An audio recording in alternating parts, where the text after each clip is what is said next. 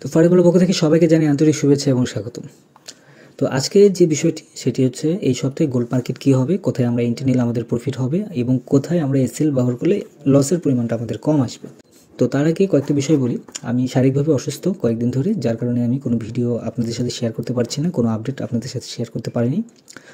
তবে টেলিগ্রামে কিন্তু অলওয়েজ আপডেট আপনারা পেয়েছেন, যারা টেলিগ্রামে জয়েন আছেন তারা হয়তো দেখতে পেয়েছেন, আর এই ভিডিওটি যারা নতুন দেখছেন তারা অবশ্যই টেলিগ্রামে জয়েন করবেন।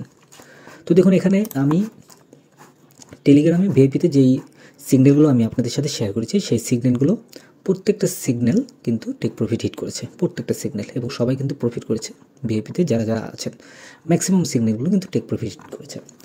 এবং পাবলিক যে চ্যানেলটি আছে, এই পাবলিক চ্যানেলে কিন্তু যেই সিগন্যালগুলো আমি দিয়েছি সেই সিগন্যালগুলো কিন্তু প্রফিটে গিয়েছে। এবং এখানে দেখুন সিপিআই যেই অ্যালার্ট ছিল, সেই সিপিআইয়ের অ্যালার্টের যে সিগন্যালগুলো ছিল সেগুলো কিন্তু প্রফিটে গিয়েছে, সবগুলো সিগন্যাল কিন্তু প্রফিটে গিয়েছে। এক কথায় মোটামুটি 10টা সিগন্যালের মধ্যে 9টা সিগন্যালই কিন্তু প্রফিটে গিয়েছে। আচ্ছা, তো আজকের যেই টপিকটি ছিল তো সেটি নিয়ে আলোচনা করি। যারা এখানে দেখুন, আমি গত কয়েকটা সপ্তাহ ধরে আমি যেই অ্যানালাইসিসগুলো আমি আপনাদের সাথে শেয়ার করে আসছি, প্রত্যেকটা অ্যানালাইসিসে কিন্তু আমি বলেছি যে গোল্ড মার্কেট অ্যাভারেজে মার্কেট আপে যাবে।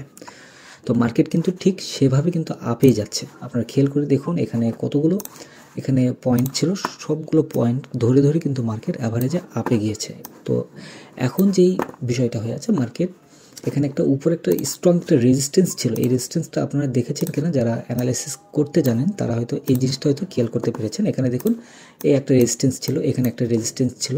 তো এই রেজিস্ট্যান্সের কাছে গিয়েই কিন্তু মার্কেট আবারও নিচে চলে আসছে। কিন্তু এখানে বিষয়টা হচ্ছে, মার্কেট যে নিচে আসছে, এই নিচে আসা মানে কিন্তু আপনারা মনে করবেন না যে মার্কেট একবারে নিচে চলে আসবে।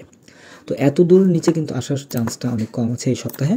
তো এখন এখান থেকে মার্কেট যেটা করবে, যে এখন যে পজিশনটা আছে এই পজিশন থেকে এখান থেকেই মার্কেট হয়তো ঘুরে উপরে যেতে পারে। আর যদি উপরে না যায় তাহলে এটাকে যদি ক্রস করে মার্কেট এখানে এসে একটা টাচ করবে, এখানে এসে টাচ করে মার্কেট এখান থেকে উপরে উঠে চলে যাবে। আর যদি এটাকে যদি টাচ করার পর যদি ভাঙতে পারে, তাহলে এটা ভাঙলে মার্কেট আরও নিচে চলে আসবে। এবং এই নিচে যদি চলে আসে, এখান থেকে কিন্তু আবারও মার্কেট আপে যাবে। এক কথায় আপনি যেখানে এন্ট্রি দেন না কেন, আপনার একদম লাস্ট পজিশন এটা হচ্ছে আপনার 2659, এটা লাস্ট পজিশন। এই পজিশন পর্যন্ত আপনাকে অপেক্ষা করতে হবে, দেন কিন্তু এখান থেকে মার্কেট ঘুরে কিন্তু উপরে চলে যেতে পারে। তবে যারা স্ক্যাল্পিং করেন তাদের ক্ষেত্রে নির্দিষ্ট একটা ছোট টাইম ফ্রেমের মধ্যে সাপোর্ট এবং রেজিস্ট্যান্স ধরে আপনারা টেক প্রফিট এবং স্টপ লস আপনারা বসিয়ে দিলে সেই ক্ষেত্রে কিন্তু সেখান থেকে একটা ভালো অ্যামাউন্ট কিন্তু প্রফিট বের করে নিয়ে আসা যাবে। তো এই হচ্ছে মূলত ব্যাপার। তো এখন আমরা বুঝবো কীভাবে যে কোথায় আমরা এসএলটা ব্যবহার করব। তো বাই এন্ট্রির ক্ষেত্রে আমরা এসএল ব্যবহার করব। আমরা ধরুন এই উইকলি অনুযায়ী বাই এন্ট্রির ক্ষেত্রে একদম ফার্স্ট যে এসএলটা ব্যবহার হবে সেটা হচ্ছে একদম কাছাকাছি যে এসএলটা, সেটা আমরা ব্যবহার করব।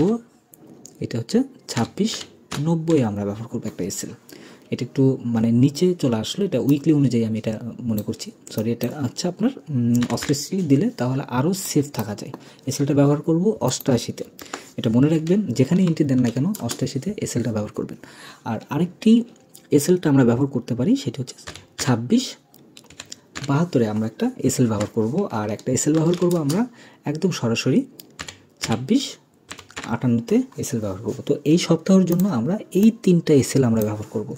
এই 3টা এসএল ব্যবহার করলে দেখা যাবে যে আমাদের লসের পরিমাণটা আমাদের কম আসবে। আবার অনেকে যদি এটা মনে করেন যে ধরুন আপনার এই উপরের যেই ক্যান্ডেলটা আছে একদম উপরে টপ লেভেলে যদি বাই এন্ট্রি দিয়ে এই নিচের যে এসএলটা আছে এটার জন্য যদি অপেক্ষা করেন, তাহলে কিন্তু লস হয়ে যাবে অনেক বেশি।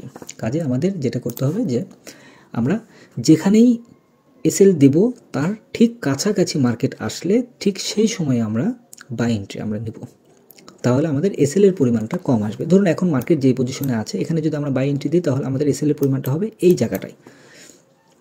তো এটি হচ্ছে ডে অনুযায়ী যদি করা হয়, সেক্ষেত্রে এখানে এসএলটা বসানো যেতে পারে। আর যদি মার্কেট নিচে চলে আসে, ধরুন এখান থেকে মার্কেট নিচে আসছে, আমরা এই পজিশনে আমরা বাই এন্ট্রি নেব, তখন আমরা এসএলটা ব্যবহার করব এই নিচের পজিশনটাতে।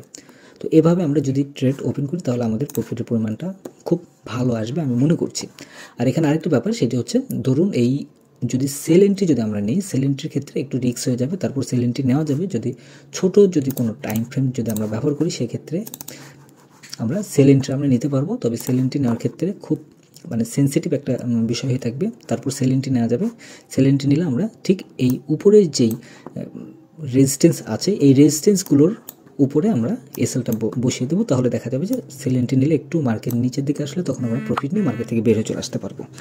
তো মোটামুটি এই আর কি। আর সেল এন্ট্রি কোথায় হবে সেটি আমি বলি। সেল এন্ট্রির ক্ষেত্রে আমরা এসএলটা ব্যবহার করব। এখানে সেল এন্ট্রির ক্ষেত্রে একদম এসএল ব্যবহার করব আমরা। এসএল হবে এখানে 27-25-এ। জাস্ট এই একটা এসএল ব্যবহার করলেই সেল এন্ট্রির জন্য যথেষ্ট। তো এই হচ্ছে মোটামুটি। তো ধন্যবাদ সবাইকে ফরেক্স সঙ্গে থাকার জন্য। আর ভিডিওটি যদি ভালো লেগে থাকে আর রেগুলার যদি প্রফিট করতে চান তাহলে টেলিগ্রাম চ্যানেলে জয়েন করতে পারেন। টেলিগ্রামে অলওয়েজ আপডেটগুলো আপনারা পেয়ে যাবেন। তো ধন্যবাদ সবাইকে।